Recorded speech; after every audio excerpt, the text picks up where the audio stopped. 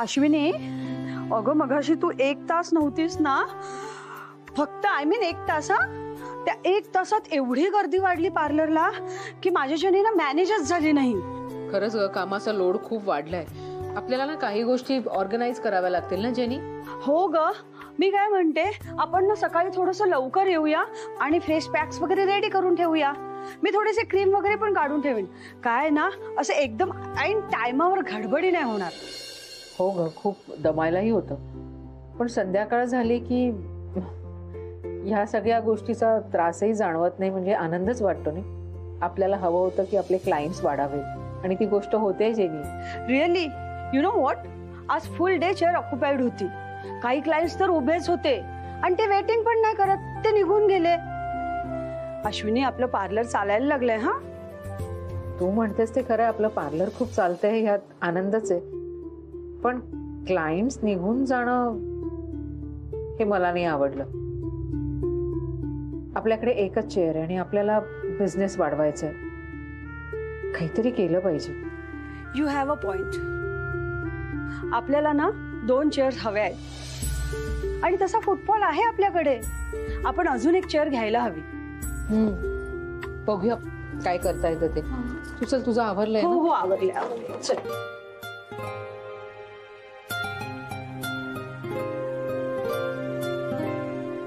हवी घेतली? हो हो. हे बघ हे बघ हे बघ हे बघ हे बघ हे बघ, सरप्राईज. आपला फोटो पण इथे का लावला? अरे, इथे का लावला म्हणजे? मी तुझं ऐकतो ना, तू माझं ऐक. आता इथेच लागणार तो फोटो. तू बोललीस मुली शिल्पी बरोबर झोपणार. मी काय बोललो? आता हे इकडे लागणार, इकडे माझं तू ऐकून घ्यायचं. अजिबात टेन्शन नाही द्यायचं मला. आणि हे बघ, तू आता मिसेस इंडिया, लोक तुझ्याबरोबर सेल्फीज काढतात. माझा एखादा फोटो नको तुझ्याबरोबर? चल बस बस बस बस. अच्छा, तू काय बोलत होतीस? सांगत होतीस ना? हो, मगाशी अर्धच राहिलं बोलणं.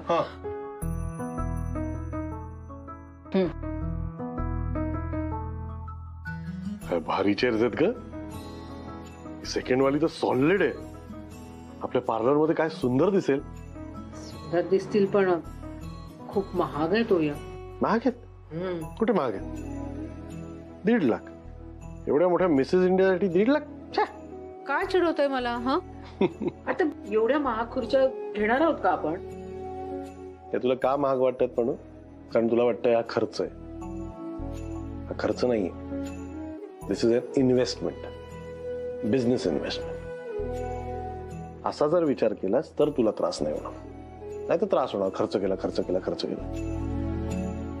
आणि तूच नेहमी म्हणतेस ना की ते जास्त क्लायंट्स आले की त्यांना नाही म्हणावं लागतं मला. मग ते नुकसान होतच आहे ना. मग इन्व्हेस्टमेंट केलेली बरी. अहो, पण बिझनेस किती वाढणार याच्यावर इन्व्हेस्टमेंट करायची ना, हे सुद्धा आपल्याला समजायला हवं ना. अगदी तुमच्या भाषेत सांगायचं झालं तर रिटर्न ऑन इन्व्हेस्टमेंट चांगली असेल तर इन्व्हेस्टमेंट करायची. माझी बिझनेस वुमन शोभते एकदम. क्या बात आहे. ते सगळं जाऊ द्यावं. आधी खुर्च्यांचं काय करायचं ते सांगा. द्यावी तर लागणार. आता समजा 4 क्लायंट्स आले आणि त्यांना नकार द्यावा लागला तर नुकसानच झालं ना आपलं. आणि जर तू 2 खुर्च्या घेतल्या तर माउथ पब्लिसिटी होईल की वेटिंग टाइम अश्विनी पार्लर मध्ये कमी आहे. मग अजून लोक येतील, फायदाच होणार ना. अहो, पण एका रात्रीत पार्लरच्या बाहेर कस्टमरशी एवढी मोठी थोडी लाईन लागणार आहे. लाईन लागली असती ग. मिसेस इंडिया झालीस तेव्हा काय झालं? तुझे कस्टमर्स, तुझे क्लायंट्स डबल झाले की नाही? फिल्म स्टार झाली असतीस, कस्टमर्स 10 पटीने वाढले असते. पण आमच्या मॅडमनी पिक्चरच सोडून दिला ना बाबा. नाही करायचा सिनेमा मला. हा, मी म्हंटल होतं तुम्हाला, पण माझ्या आवडीचं काम मला करायला आवडेल म्हणून. आणि सिनेमात काम करणं हे माझ्या बिझनेसशी रिलेटेड नाहीये ना. अश्विनी, कसं असतं ना, प्रत्येक गोष्ट एकमेकात गुरफटलेली असते. याच्यामुळे याच्यात फायदा होतो, याच्यामुळे याच्यात फायदा होतो. याला बिझनेस ॲक्युमेंट म्हणतात. असं कमर्शियल विचार करणार शिक आता तू. अहो, पण एकदा यश मिळालं की 10 गोष्टी येतात समोर. प्रत्येक गोष्टीला हो म्हणायचं का? जर का विचार केला ना तर आपला बिझनेस काय वाढत नाही, एवढी गॅरंटी देतो मी तुला. आणि तुमच्यासारखा विचार केला तरी, म्हणजे एक उत्तम बिझनेसमॅन प्रत्येक गोष्टीला हो म्हणत नाही ना. म्हणजे काही काही गोष्टींना नाही म्हणताही यायला हवं आणि तसं जर करता आलं नाही तर फार कठीण आहे. म्हणजे बघा ना, घराच्या बाहेर पडलो तर कुटुंबाकडे दुर्लक्ष. हे भाई टाइमपास करत नाहीये. हे बघ, दर 2 मिनिटांनी विनिंगचं पेज मी बघतोय. किती व्ह्यूज आले, किती लाईक्स आले, किती सबस्क्रायबर वाढले. हा, अरे मला दुसरं काही सुचतच नाहीये. मला ना एक भन्नाट आयडिया आली. तुला माहिती, हे इन्फ्लुएन्सर्स असतात ना, यांचं ना एक फिक्स्ड शेड्यूल असतं. म्हणजे किती वाजता पोस्ट टाकायची, आठवड्यात किती पोस्ट टाकायच्या, कुठल्या ऑडियन्सला टार्गेट करायचं, हे सगळं ना एकदम असा फॉर्म्युला असतो त्यांचा आणि असं एकदम पॅटर्न असतं. पॉइंट आहे भाई. आपण शाळेत अभ्यास केला नाही, आता सगळा अभ्यास इथेच करू आपण. थांब, चल एक काम करूया, टपरीवर जाऊया आणि शेड्यूल बनवूया आपण. तुझा एवढा फोकस असेल ना, टपरी गेली खड्ड्यात, गेली उडत. आपण सगळं इथेच बसून सगळं लिहून काढू. हा, आणि हे बघ, आपलं टार्गेट एकदम क्लिअर असेल ना, तर वहिनी पण आहे ना इंटरेस्ट घेतील. हा, थांब मी डायरी घेतो. दुसरी घे, ती बाबांची आहे. ते वेळापत्रक बनवायचं ना आपण शाळेत, तसं बनव एकदम मस्त. ओके. हा, पण ऐक ना. हा, अरे एक मिनिट. हॅलो, हा श्रीनी बोल. अहो ऐका ना, पार्लर मधला ना बराचसा स्टॉक संपलाय, मला जरा डीलरकडे जावं लागेल. ना अच्छा, आणि मग क्लायंट? जेनिफर बघेल ना. मी हे सगळं आवरलं ना की घरीच पोचते. हा ठीक आहे, तू एक काम कर, तुझ्या सामानाचं बिलिंग सुरू झालं का मला फोन कर, मग मी येतो तुला पिकअप करायला.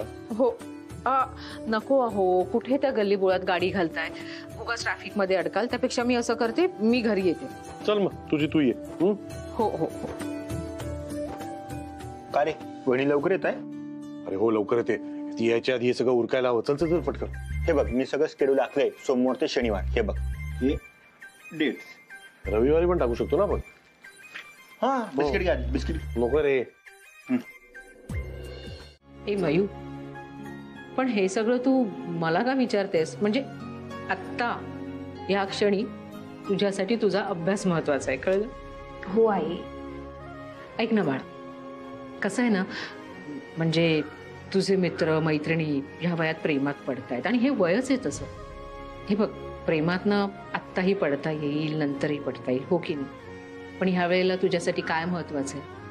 अभ्यासात लक्ष देणं, स्वतःला प्रूव्ह करणं, समजलं? आई मी करतेच ना अभ्यास. आता एक्झाम मध्ये पहिले आलेलेच ना मी. हो ग, तू पहिली आलीस, पण तुझं चांगलं कशात आहे हे सांगणं माझं कर्तव्य आहे, नाही का? हो, म्हणजे काय झालं माहितीये का, माझी एक मैत्रीण आहे, तिचा मित्र आहे ना, तो माझ्याशी थोडा वेळ बोलला, तर तिला एकदम जलस फील झालं आणि ती त्याच्याशी काही न बोलताना निघून गेली. म्हणून मी हे सगळं तुला विचारलं. मला काय वाटतं माहितीये ना, म्हणजे तुझी जी मैत्रीण आहे ना, ती तुझ्या त्या मित्राच्या प्रेमात पडली. हे सगळं असं प्रेमात पडल्यावरच होतं अगं. आई म्हणते त्याप्रमाणे मी प्रतीकच्या प्रेमात तर पडत नाहीये ना. मयू, परत तंद्री लागली तुझी. मयू, हे सगळं तुझ्या मैत्रिणीच्या बाबतीतच घडतंय ना? म्हणजे असं नाही ना की मैत्रिणीचं नाव पुढे करून तू तुझ्या मनातले प्रश्न मला विचारतेस? असं काहीच नाहीये.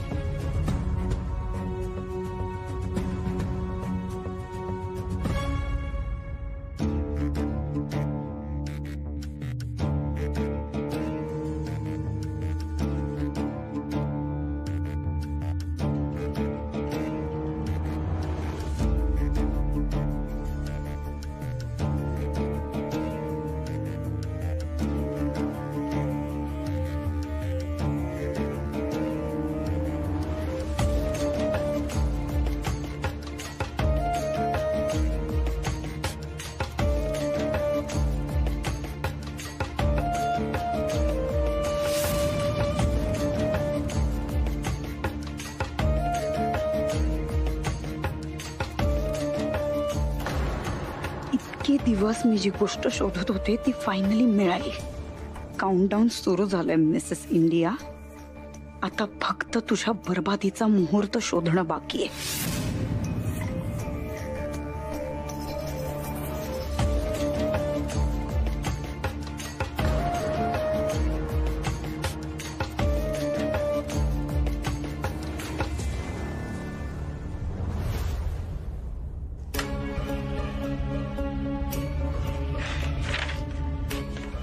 माझ्या वडिलांच्या प्रॉपर्टीमध्ये मला काहीही इंटरेस्ट नसून ती सगळी प्रॉपर्टी माझ्या भावाच्या नावे करून द्यावी. अगं मयू, पण आपल्या सगळ्या पर्सनल गोष्टी व्हिडिओवर कशा टाकायच्या? आई तू माझ्यावर विश्वास ठेव आणि बिनधास्त बोल. ठेव विश्वास. पांड्या काका लाईट पकड ना. हा. I ready? Camera rolling, action. नमस्कार, मी अश्विनी वाघमारे. बऱ्याचदा आपण लोक काय म्हणतील या गोष्टीचा विचार करतो, हो की नाही? आणि आपल्या बायकांचं कसं असतं ना की आपलं आयुष्य हे आपल्या कुटुंबाभोवतीच फिरत राहतं. आणि तसं असायला हवं, कारण आपल्यासाठी आपलं कुटुंबच महत्वाचं असतं.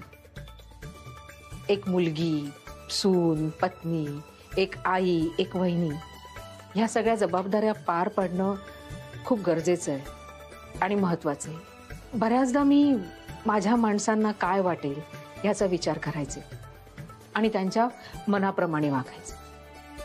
आणि त्यात मी खरंच आनंदीही होते. पण काही कारणांमुळे आमच्या घरावर बिकट परिस्थिती ओढवली. त्यासाठी मला घराच्या बाहेर पडावं लागलं. काही कठोर निर्णय घ्यावे लागले. ती मी त्यावेळी घेतली. थोड्या काळाने परिस्थिती सुधारली. पण या दरम्यान झालं असं की मी बाहेरचं जग बघितलं. बाहेरच्या जगात जशा चांगल्या गोष्टी आहेत ना, तशा वाईटही गोष्टी आहेत. पण मी काय केलं माहितीये, त्या वाईट गोष्टी आहेत ना त्या तिथेच सोडल्या आणि चांगल्या गोष्टी घेऊन पुढे निघाले. लोक काय म्हणतील, माझी घरातली माणसं काय म्हणतील याचा विचार केला नाही.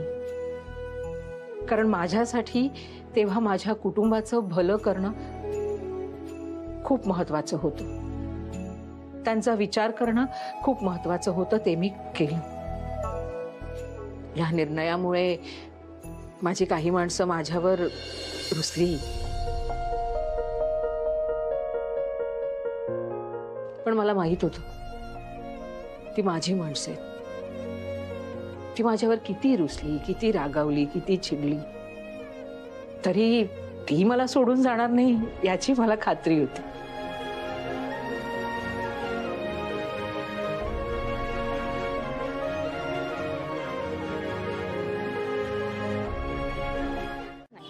ती 10,000 रुपये खर्च करायला तयारच नाहीये. काय म्हणाली ती?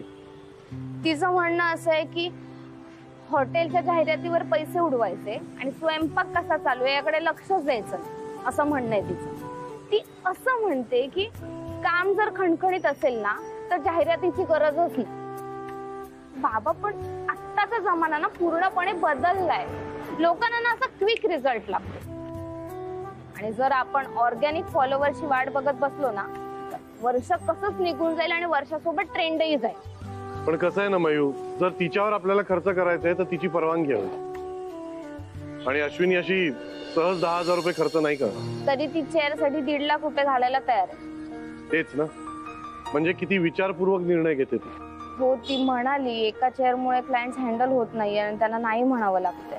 जाऊ दे, करू दे तिला काय करायचं ते. बाबा, तुम्ही पण तेच बोलता. जशी चेअर इन्व्हेस्टमेंट आहे ना, तशी फॉलोअर सुद्धा एक प्रकारची इन्व्हेस्टमेंटच आहे. तुमच्या दोघांशी ना बोलण्यात काहीच अर्थ नाही. जात. अगं अशी काय करत मयू?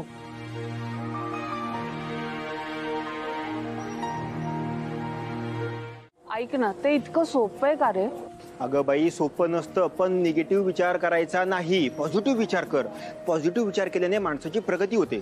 तुला एक सांगू का, बिझनेसमध्ये रिस्क ही घ्यावीच लागते प्राजू. ऐक ना बबन, आशूनं मला माझं मत विचारलं आणि मी त्याचं उत्तर दिलं. तू का माझ्यावर चिडचिड करतोयस? प्राजू, तो माझा मित्र दी ग्रेट श्रेयस वाघमारे, अगं तो हाच मुद्दा घेऊन बसेल ना. आणि प्राजू, मी असं समजेल की अश्विनी वहिनींचा पाय मागे खेचण्यात तू श्रेयसची मदत करते. असं काहीही होणार नाहीये. आणि इतरांच्या बोलण्यावरनं आपलं मत बदलणारी आशू अजिबात नाहीये, त्यामुळे असं काहीही होणार नाही. अगं हे बघ बाई, मला तुझ्यात भांडण करण्यात आता कुठलाही मूड नाहीये, इंटरेस्ट नाहीये. मला भरपूर काम आहे. मला पार्लरमध्ये जायचंय, अश्विनी वहिनींचा व्हिडिओ शूट करायचा आहे. आता इतक्या उशिरा? हा, वहिनी म्हणाल्या की दुपारी पार्लरमध्ये गर्दी असते, क्लायंट्सना त्रास होतो. तो आपण एक काम करूया, पार्लर बंद झालं की आपण व्हिडिओ शूट करूया.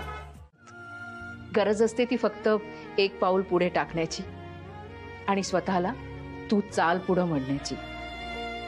म्हणूनच तुमच्या ह्या मैत्रिणीचं एकच वाक्य लक्षात ठेवा, तू चाल पुढं.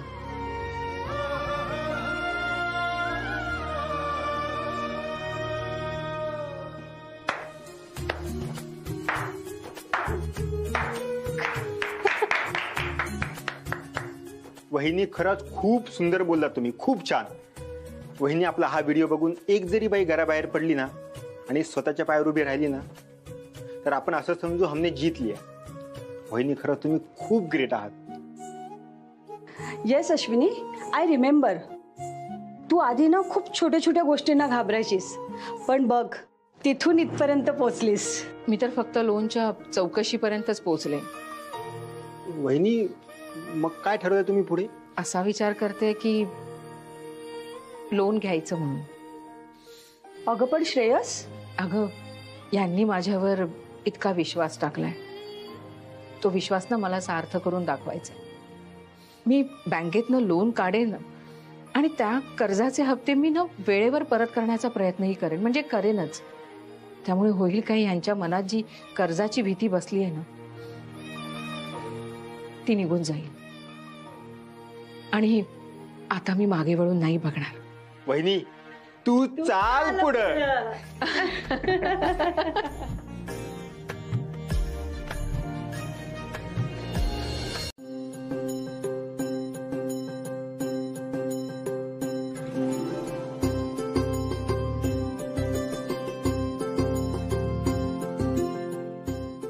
अभिनंदन मॅडम, तुमच्यासारख्या बिझनेस वुमनना हेल्प झाली की आम्हाला समाधान वाटतं. Thank you so much sir. अकाउंटमध्ये पैसे कधीपर्यंत जमा होतील, म्हणजे त्याच्यावरच पुढची कामं ठरली आहेत ना, म्हणून. आता कसली काळजी मॅडम, तुम्हाला जी आम्ही टाइमलाईन सांगितली आहे त्यात सगळं व्यवस्थित होणार आहे. You just sit back and relax.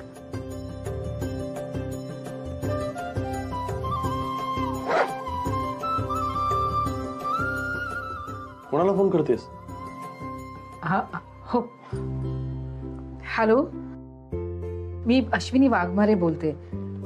तुमच्याकडे चेअर बघून गेले होते ना मी. हा, अजून अवेलेबल आहे का? बरं, थँक्यू थँक्यू. तुम्ही ना अश्विनी ब्युटी पार्लरमध्ये पाठवून द्या, मी तुम्हाला पत्ता फॉरवर्ड करते. हो चालेल, थँक्यू. अगं पैसे तर येऊ दे अकाउंटमध्ये, इतकी घाई कशाला? नाही म्हणजे सरच म्हणाले होते की लोन सँक्शन झालं की तुम्ही लगेच खुर्ची मागवू शकता म्हणून. येस मॅडम, करेक्ट बोलतायत. लोन पास झालेला आहे मॅडम. All the best. तुम्हा सगळ्यांना असं वाटतं ना की मी नाटकी वागतेय, पण विद्युतला सोडण्याचं मेजर कारण काय होतं माहितीये तुला? Yes, it's you. आणि आता तू असा वागतोयस, मी काय बोलू? मी बोलतोय तेच खरंय. तुझ्या नादात फक्त विद्युत नाही, अश्विनीलाही त्रास देत आलोय मी, जिला मी नीट ओळखतही नाही. आणि तुला वाटत असेल ग ती फालतू बाई, पण तिच्या जागी ती चांगली आहे आणि डिझर्विंग ही आहे.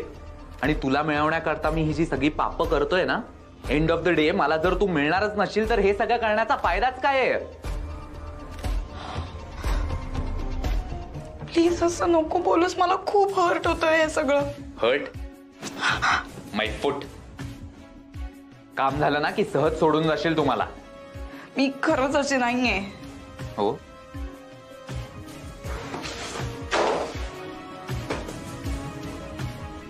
हे घे तुझे पेपर्स. नाहीयेस ना तू तशी? Then prove it. व्हॉट? हे तुझे पेपर्स आणि आम्ही. तू चूज कर.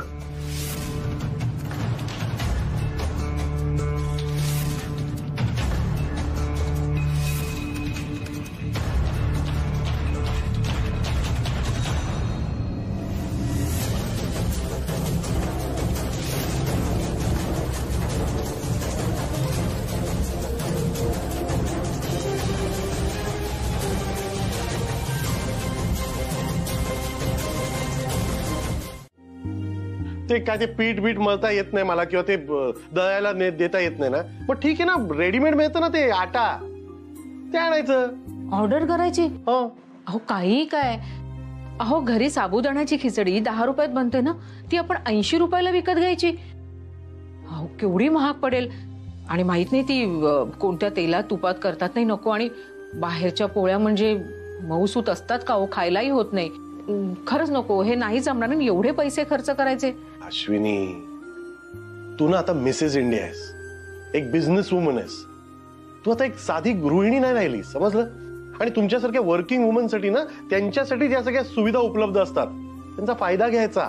अहो पण बिझनेस करायचा म्हणून घरच्या गोष्टींकडे लक्ष द्यायचंच नाही का? मी आजकाल घरी नसते, पण ह्या सगळ्या जबाबदाऱ्या सोडून कसं चालेल मला? आणि माझ्या घरी असण्याने केवढा फरक पडतो हे मला जेव्हा मी बाहेर जायला लागले ना तेव्हा कळलंय. अगं पण आधी मी बाहेर असायचो, आता तू बाहेर असतेस, मी घरी असतो. मग तू नाही तर मी, कोणतरी एक माणूस घरी आहे ना, सेमच आहे सगळं. अहो सेम टू सेम कसं असेल सांगा ना मला. काही कामं पुरुषांची असतात, काही कामं बायकांची असतात. आणि तुमच्या आणि माझ्या असण्यात फरक आहे ना. म्हणजे मी निकामी असं म्हणायचं तुला? अहो काही काय, मला असं काही म्हणायचं नव्हतं. तेच तर म्हणालीस, तुझ्या आणि माझ्या असण्यात फरक आहे. मी हातासरशी 4 कामं नाही करू शकत, तू करू शकतेस. मी घरच्यांच्या आवडी निवडी लक्षात नाही ठेवू शकत, तू लक्षात ठेवू शकतेस. मी घरात असलो का घरातली काडी सुद्धा इकडे तिकडे होत नाही, आणि तू पूर्ण पूर्ण घर सावरून ठेवतेस. हेच म्हणतेस ना? आणि काय ना, तुझी चूक नाहीये का? तर तुझा नवराच इतका नालायक आहे, तर तू तरी काय करणार? आधी तुला नावं ठेवणारा नवरा होतो मी, आता तुझ्या पैशावर, तुझ्या जीवावर जगणारा नवरा झालोय. माझ्या बापाने आयुष्यभर मला कुचकामी ठरवलं, आता तू ठरवतेस. एक फालतू मुलगा, एक नॉनसेन्स नवरा. आणि कुकू गेली नाही तर तिला विचारलं असतं, तीही म्हणाली असती, बाबा तुम्ही डिसअपॉइंटिंग बाबा आहात. बेसिकली काय, एक बिनकामाचा न कमावणारा नवरा आहे मी. एकदम फालतू माणूस आहे. पण काय ना, या सगळ्याची मधून मधून जाणीव असायला हवी माणसाला, आणि ती तू आज करून दिलीस मला. थँक्स. नाही कसं आहे ना, आधी लोक बोलायचे हे सगळं, पण आज तुम्हीच मला म्हणता ना की अश्विनी बिझनेस वुमन सारखा विचार कर, हो की नाही? मग आता तुमची अश्विनी बिझनेस वुमन सारखाच विचार करते. आपण जे काही करू ना ते कायम टिकणार हवं. काही असो, हुशार बायको मिळाली ना. हुशार आणि तुमच्यावर खूप प्रेम करणारी सुद्धा. जेवायला जायचं का? जाऊया ना. अच्छा ऐक, सांगायचं राहून गेलं, बाबांचा फोन आला होता, ते उद्या येत आहेत. अरे वा, हे तर बरंच झालं. खरं त्यांचा फोन आला आणि मी ऐकलं बाबा येत आहेत, आणि एकदम असं छान वाटायला लागलं. एक काम करतो, उद्या ना आपली गाडी घेऊन जातो त्यांना पिकअप करायला, मग बघ काय खुश होतील तुझ्यावर. खरंच बाबा आल्यावर घरच्या सगळ्यांना कसा आधार वाटतो ना. मोठी माणसं असली की भरून पावतं नाही. घरच्यांचा आधार ठीक आहे, पण आमच्यावरही कधीतरी विश्वास ठेवा, म्हणजे आमचाही भरून पावेल. चला जेवायला जाऊया. स्वयंपाक पूर्ण झालाय आणि बाबांना आवडते ती शेवयाची खीर केली आहे आणि तुम्ही सांगितलेली ना मेथीची गोळा भाजी पण केली आहे. बाबा आले ना की आपण जेवायलाच बसू. नाही नाही, बाबांना आल्यावर चहा लाग. आई काय झालंय, तुम्ही अशा का बसलात? काही नाही ग, आता हे येत आहे. मधल्या काळात इतक्या सगळ्या गोष्टी होऊन गेल्या, त्याबद्दल बोलणं होणारच. हे म्हणतील तू उज्ज्वला तू इथे होतीस तर तू सगळे का नाही थांबू शकलीस? काय उत्तर देऊ मी त्यांना? मला नाही वाटत बाबा तुम्हाला काही बोलतील. जे काही झालं त्याच्यात तुमचा दोष काहीच नव्हता. माझी खात्री आहे बाबा तुम्हाला काहीच बोलणार नाही. तुम्ही शांत राहा. आई वहिनी म्हणते ते बरोबर आहे अगदी. बाबाही मला आल्यावर म्हणणारच आहेत, शिल्पी तुझ्या बाबतीत जे काही झालं ते अगदी चुकीचं झालं. आले वा, आपल्या घरात आल्यावर किती छान वाटतं ना. अगं तुला सांगतो, डोंबिवलीत पाय ठेवला आणि इतका आनंद झाला मनाला की काय, कधी एकदा घरी पोहोचतो कधी नाही असं झालं होतं मला. काही बोलताय बाबा.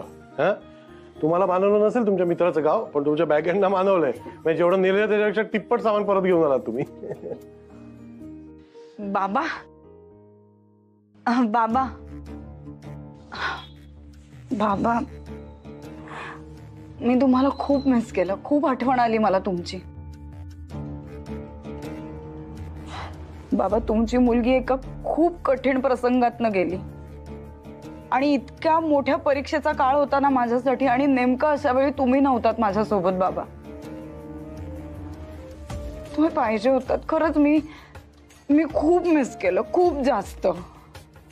अश्विनी, उज्ज्वला, म्हणजे आम्ही सगळे मित्र गेलो की नाही तिथे, ते बरंच झालं ग एक अर्थी. मी हो अश्विनी, बघ लाडू पाठवलेले आहे बहिणींनी रव्याच्या. नाही, माझ्या वाटचं मी घेऊन ठेवते ना. तसंही या घरात मला आपलं कोणी समजत नाही. जे माझ्या हक्काचं आहे, ज्याच्यावर माझा अधिकार आहे, ते माझं मलाच मिळवावं लागेल. अश्विनी, मुलांसाठी खाऊ आणलंय, ठेव. काय श्रेयस, कसं काय चाललं ऑफिस? चाललंय बाबा, अजून जम पकडायचं आहे कारण नवीन आहे ना ऑफिस. क्लायंट्स येत आहेत हळूहळू. गुड गुड गुड, होईल होईल होईल. भाऊजी तुम्ही इथे आता? ओळखा मी कशाला आलो असेल. शूटिंग. आता शूटिंग नाही करता येणार हो भाऊजी. वहिनी, मान्य मान्य मान्य, तुम्ही मला बजावून ठेवलं होतं की आपण हे सगळं पार्लरच्या वेळात करायचं नाही, पार्लर बंद झाल्यावर करायचं. पार्लर सुरू असताना क्लायंट्सना त्रास होतो, त्यांचा वेळ वाया जातो, सगळं सगळं मान्य वहिनी. पण काय करणार, हे व्हिडिओ बनवणं तितकंच महत्वाचं आहे. मी आणि श्रेयसने हे सगळं शेड्यूल आहे ना खूप अभ्यास करून बनवले आणि आपण वहिनी या शेड्यूलमध्ये खूप खूप मागे पडतोय. बरोबर आहे तुमचं भाऊजी म्हणणं, पण ना घरात ना इथे यायलाच मला उशीर झालाय आणि कामाचं इतकं प्रेशर वाढलंय ना, खूप अपॉइंटमेंट्स आहे. अश्विनी काय झालं ग? काही नाही अगं, जरासं भाजलं. शिट, थांब थांब थांब. हा, हे घे, जा ओला टॉवेल आहे ना तो. अगं नको नको, ओला टॉवेल नको. त्याच्यापेक्षा एक काम कर, त्या पाऊस मध्ये टूथपेस्ट आहे ना ती आण जरा. हे घे.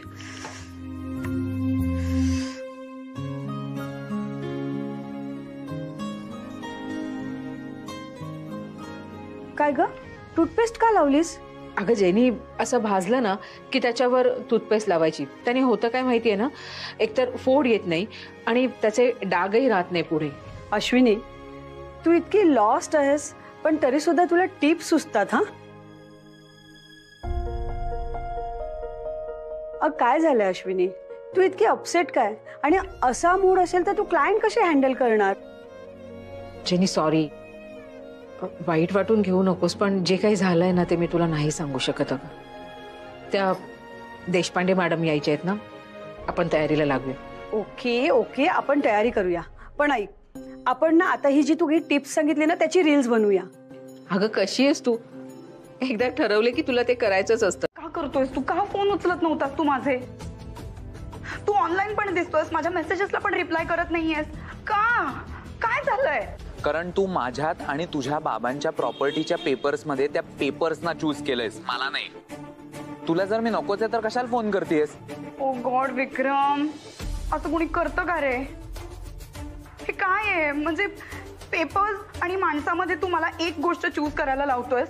What is this? Vikram, I want you. I will choose you. Of course I choose you. Vikram please, हे असं पेचात नको पाडत जाऊस यार मला. मी ऑलरेडी खूप टेन्शन मध्ये आहे. विक्रम, तुला एक गोष्ट कळतीये का? माझ्या नवऱ्याला मी तुझ्यासाठी सोडलंय. माझा मुलगा माझ्याकडे नाहीये. माझ्या बाबांच्या प्रॉपर्टीसाठी मी झगडतीये. इतके सगळे स्ट्रगल मी करतेय आणि या सगळ्यामध्ये तू असा वागतोयस माझ्याशी. इनफॅक्ट मला ना तुझ्या सपोर्टची गरज आहे विक्रम. विक्रम, मी ती फाईल घेतली कारण मी खूप इम्पल्सिव्ह आहे. मी कायम असे इम्पल्सिव्ह डिसिजन्स घेते, हे माहितीये तुला. खरं तर तुझ्यापेक्षा जास्त मला कोणी ओळखतही नाही. मला तरी कोण आहे रे गोष्टी शेअर करायला, कम्युनिकेट करायला? कोणापुढे मी माझं मन मोकळं करू? सांग ना. कोणाकडे जाऊन कर, माझ्याकडे नको. विक्रम, बरोबर ऐकलंयस तू. आणि तू कितीही रडलीस ना तरी माझा डिसिजन चेंज होणार नाहीये. ओके, म्हणजे तुला मी काय सांगणार होते हे ऐकण्यात मुळात इंटरेस्टच नाहीये, नाही का? काहीतरी काम असेल ग तुझं. आणि काय? ओ गॉड, खूप वाईट इमेज झाली आहे तुझ्या मनात माझी. मी तुला हे सांगायला फोन करत होते की मी खूप मिस करते तुला. मला काल रात्री झोप येत नव्हती आपल्या दोघांच्या विचारांमुळे. विक्रम, तू किती केलंस अरे माझ्यासाठी. मी जेव्हा प्रॉब्लेम मध्ये होते तेव्हा मला इतका सपोर्ट केलायस तू. मला अन्न जात नव्हतं तेव्हा तू स्वतःच्या हाताने भरवलंयस मला. इतकी काळजी घेतलीस तू माझी. हे सगळं आठवत होतं मला. ही तुझी नाटकं बंद कर and come to the point.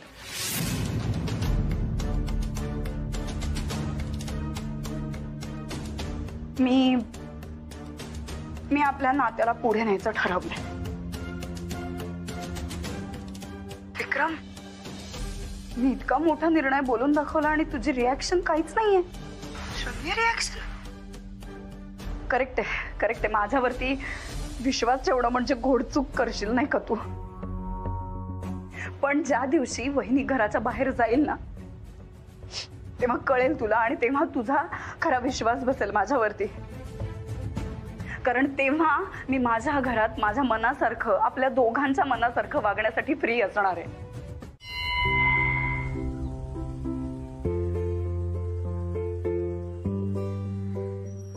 मला वाटलं नव्हतं आल्याला तुम्ही बाहेर पडाल म्हणून. मला वाटलं होतं थोडी विश्रांती घ्याल कदाचित. एवढेच पाय मोकळे झाले ग. लांबचा प्रवास म्हटला ना की बसमध्ये कसं अडकल्यासारखं होतं.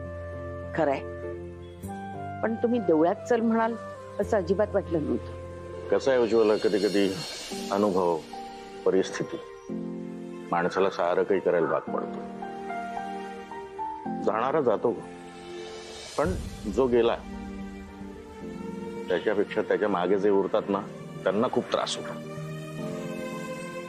आणि माणूस गेल्यावर घरामध्ये जी भय आणि शांतता भरून राहते ना त्यांना माझा जीव कसा कासावीस होत होता.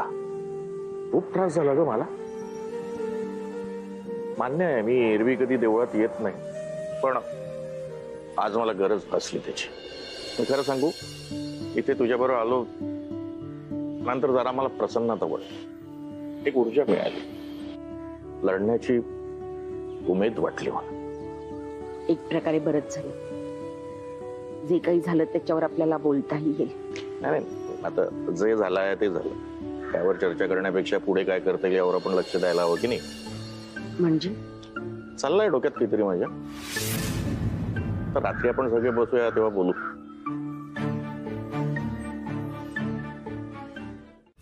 हे दोघे मिळून ना माझं अस्तित्वच इग्नोर करतायत ग आई. आता परत जर अशी वेळ आली की या दोघांनी मिळून मला घराच्या बाहेर काढलं तर मी कुठे जाऊ? ह्याच्या आधी पण माझ्यावर अशी वेळ आलीच होती ना की एक रात्र मी रस्त्यावर राहिले होते मी. आणि आता परत जर तशी वेळ आली ना तर माझ्याकडे, सॉरी टू से, पण माझ्याकडे एकच ऑप्शन आहे आणि तो तुला कधीच मान्य होणार नाही. मला माहितीये किती नाचक्की होईल आपली. विचार कर, इतकं घडतंय ना, माझी मेंटल कंडिशनचा कोणी विचारच नाही करत आहे. मला काय वाटतंय, कोणाशी शेअर करू मी हे सगळं? मला कोर्टात त्या जज साहेबांनी विचारलं होतं तुम्हाला पोटगी हवी आहे का? मी एका सेकंदात नाही म्हणाले, कारण मला पैशांचा लोभ नाहीये आई. मला फक्त माझा संजू हवा होता आणि त्यावेळी माझ्या डोक्यात फक्त एवढंच होतं की जो काही पैसा असेल तो विद्युतकडे त्याच्यासाठी, संजूसाठी छान सेफ राहावा. मला पैसे नकोत, मी समर्थ आहे माझे माझे पैसे कमवायला. आई, या सगळ्यात मला फक्त कुठेतरी असं वाटत होतं की तू आहेस, तू हेल्प करशील मला. आई, मी त्या दिवशी पोटगीला नाही म्हणाले कारण माझा विश्वास होता की तू माझ्यासाठी काहीतरी करशील. मी वाईट नाहीये ग आई, मला ना बोलायला कोणी नाहीये ग आई. हे लोक असे वागवतात ना, मला खूप घाणेरडं फिलिंग येतं. कोणाला सांग.